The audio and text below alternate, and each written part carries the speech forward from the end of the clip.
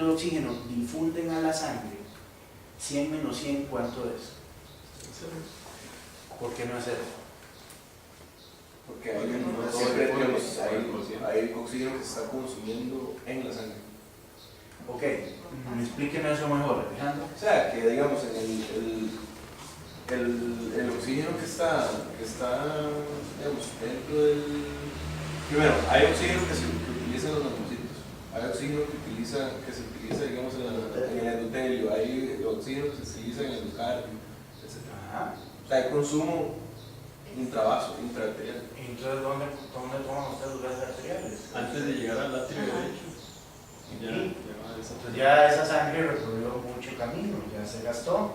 Entonces no es 0. Si yo tomara los gases mixtos, pues ahí sí tengo 0. Porque los estoy tomando inmediatamente en la circulación donde se está dando el intercambio. Pero las venas del hemicardio izquierdo, ¿a dónde drenan? ¿Charles? Las venas del hemicardio izquierdo, ¿en dónde drenan? En el izquierdo, en las cavidades izquierdas en general. Ok, y además existe esto. ¿Se acuerdan de eso? De las zonas de West. ¿No se acuerdan de las zonas de West? Las zonas de West nos hablan de 3 zonas, estrictamente son 4. Porque si ustedes ven, la zona 2 se comporta dependiendo de la fase, tanto del ciclo cardíaco como del ciclo respiratorio, se puede comportar como la zona 1 o la zona 2. Estrictamente la zona ideal para que se lleve a cabo el intercambio gaseoso es la zona 3. ¿Por qué? Porque la presión arterial supera la presión venosa y la presión en el árbol arterial no es tanta como para inhibir o para no es mayor que la presión de oxígeno alveolar. Entonces todo va de donde hay más a donde hay menos. Entonces permite que haya un flujo adecuado. Hacia las zonas superiores nosotros tenemos una presión alveolar lo suficientemente alta como para provocar colapso en la parte vascular. Y en la zona 2 va a depender especialmente de la fase del ciclo respiratorio. Durante la sístole, que hay más presión, va a comportarse como una zona 3. Y durante el diástole, que no hay más presión, se va a comportar como una zona 2. Entonces, si ustedes ven, fisiológicamente estas zonas también generan cortocircuito, generan mezcla de sangres. ¿Y por qué les digo esto? Porque ¿cuál es el mejor indicativo de una falla en la difusión? La existencia de cortocircuito. ¿Y cómo sé yo que hay cortocircuito? Con un gradiente alveolar arterial, por ejemplo, es una de las maneras de saberlo, y yo ya sé que si esto es mayor a 5-10, claro, esto depende de la edad, ustedes saben que esto lo ajustamos a la edad, pero cuando se nos ensanche el gradiente alveolar arterial, quiere decir que está existiendo un cortocircuito en una zona donde no debería existir. ¿No? Sí. Bueno, eso también explica el fenómeno de la vasoconstricción hipóxica y las zonas, bueno, que es el único lugar en el cuerpo donde sucede eso. Sí, de hecho, eso que usted pregunta es muy interesante, Charles, porque, primero, los únicos lechos vasculares que responden a la hipoxia son los lechos vasculares pulmonares con vasoconstricción. Todos los demás lechos de hipoxia, y todos los demás lechos, y ahí sí es correcto hablar de hipoxemia, generan vasodilatación. Ahora, los vasos pulmonares sí tienen una característica, es que es bioquímico por un tipo de receptores específicos, que es la hipoxia, y específicamente la hipoxia alveolar, no cuando el capilar sensa que hay hipoxemia, sino cuando hay hipoventilación e hipoxia alveolar, viene la respuesta constrictora.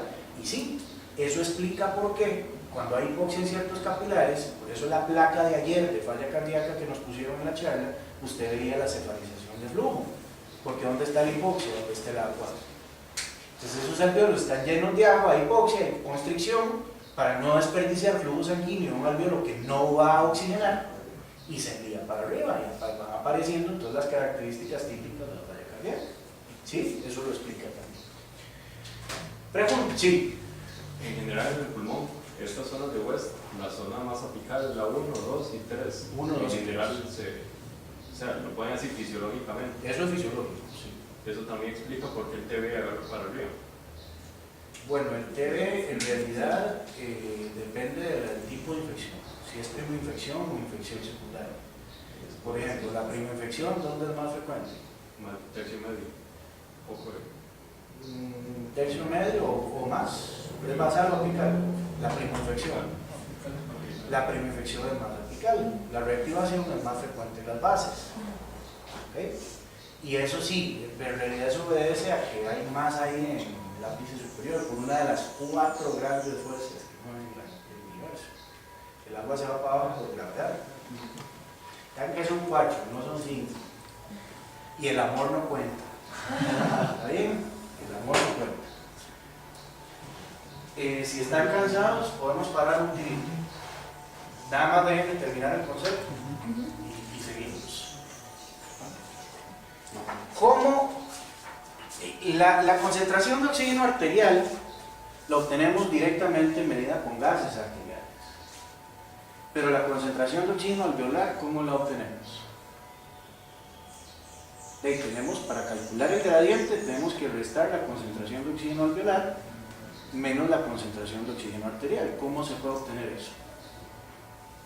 760 más la presión menos la presión, o sea, en donde esté la persona ubicada y se nos da una forma ahí.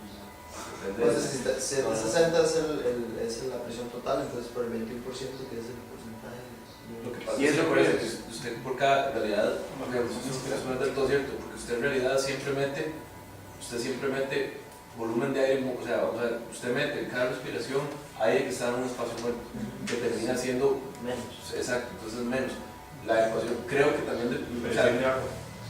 dependía también del estado hemodinámico de la persona, entonces es una ecuación y creo que Es una ecuación que ustedes diseñó muy larga, pero es que hay que digerirla y verán que no es tan difícil. Bueno, si ustedes se acuerdan, la ley de Dalton nos dice que en una mezcla de gases la presión parcial de la mezcla es igual a la suma de las presiones parciales de los componentes. Y el aire es una mezcla de gases. Aquí lo tienen. ¿Cómo obtengo yo la presión parcial de un gas en una solución?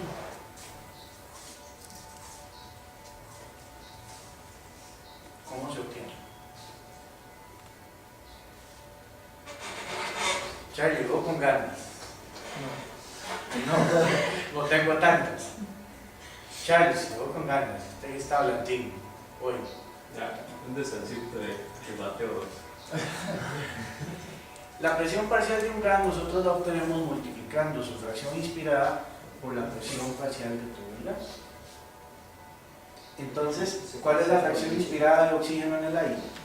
21%, punto 21. ¿Y cuál es la presión atmosférica? 760 menos, depende de la altura. Entonces yo voy a obtener la fracción inspirada de oxígeno multiplicando 760 por punto 21. Así de sencillo.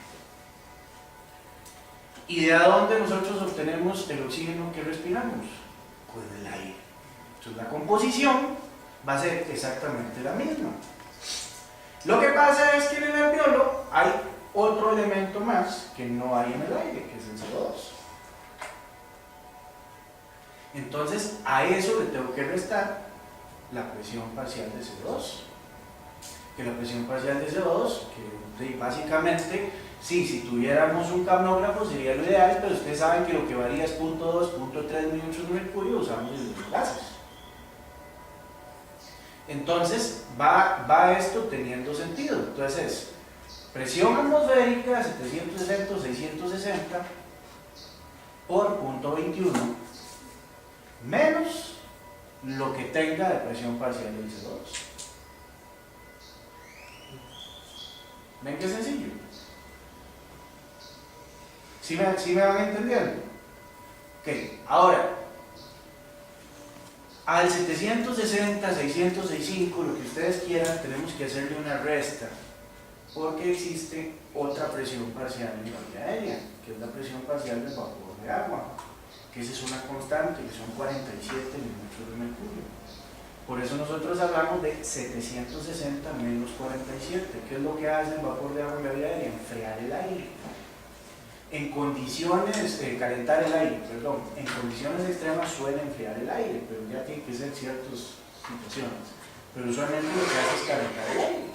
Entonces, si ustedes ven esto, la presión alveolar de oxígeno no es más que la misma presión que inspiramos, nada más que le quitamos la presión de CO2, que no existe aquí, pero existe aquí, y hacemos 760, la presión atmosférica, menos presión de vapor de agua, que es 47, y ahí ya tenemos la presión de la solución por el FiO2, que es 0.21, menos la presión de CO2.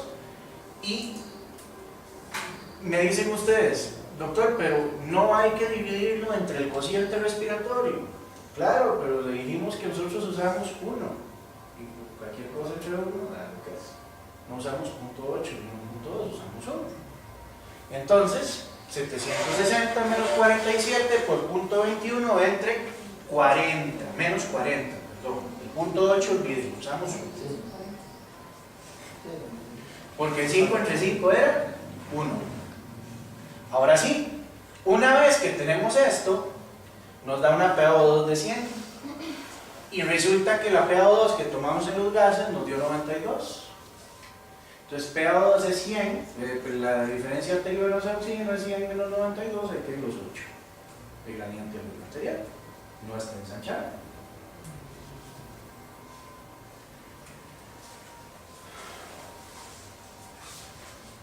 Bueno, ok.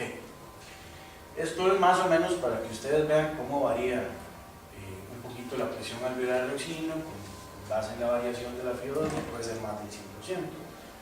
Más o menos esto es lo que vamos a obtener. Y no se olviden también de otros cocientes que nos permiten valorar la difusión. Ya acuérdense que no estamos hablando de lesión pulmonar aguda y de estrés como tal, o sea, no hablamos de AL y de ARS.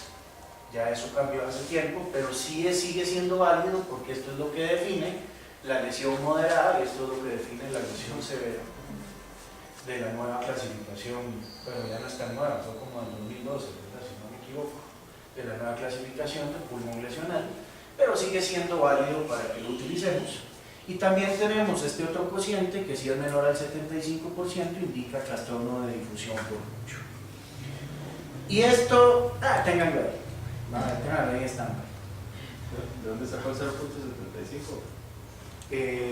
No, que es una constante. Es decir, que la relación PaO2, o sea, presión alveolar, presión arterial entre presión alveolar, si esto te da menos de 75%, indica que hay un trastorno de difusión lo suficientemente severo. ¿Eso no es igual al gradiente?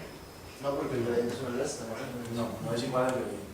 Y en el gradiente usted le resta la alveolar y la arterial. No es igual. Son otras medidas más que permiten valorar la parte de difusión. Entonces, ¿qué relevancia tiene esto para la ventilación mecánica?